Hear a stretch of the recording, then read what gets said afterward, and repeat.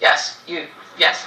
I'm a therapist, and I work with a lot of clients that deal with abuse in their childhood. And so one of the things that we use your books and TED Talks, and it gets everything going.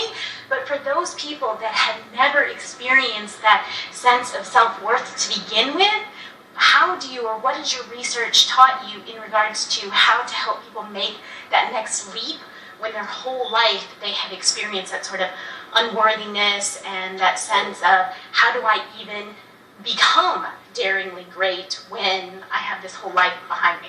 First of all, for many people who have a trauma history, vulnerability is completely unsafe, and armor kept people alive. So that whole, hey, you just need to do your work and get your armor off is not a reasonable request for people without doing some real trauma work with people who've been trained to do that work. That's my professional opinion, which you're doing that work.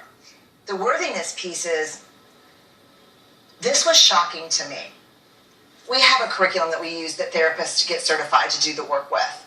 And when we were field testing that, I piloted it with another therapist, I'm not a therapist or researcher, with a therapist, with a group of trauma survivors. And the third day of group, they said, we've all disclosed and it was sexual abuse. We've all shared that story of sexual abuse with the group and with you. Why haven't you told us your story?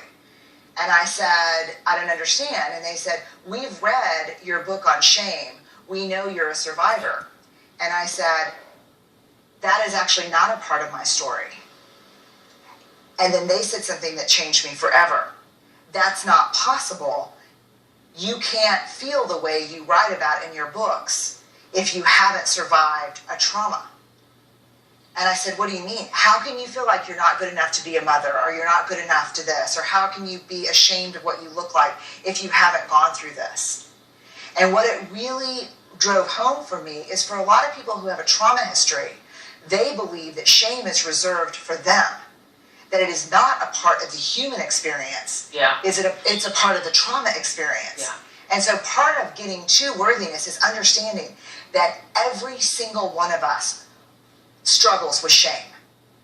That every single one of us struggle with that feeling of not being good enough. And that trauma is one piece of it.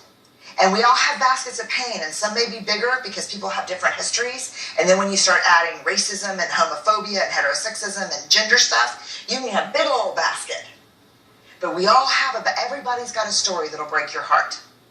And so I think one of the biggest things when you're helping people who have a trauma history move forward is understanding that part of the battle that you're fighting is around trauma. The rest is about being human. Ooh, that's big. Yes.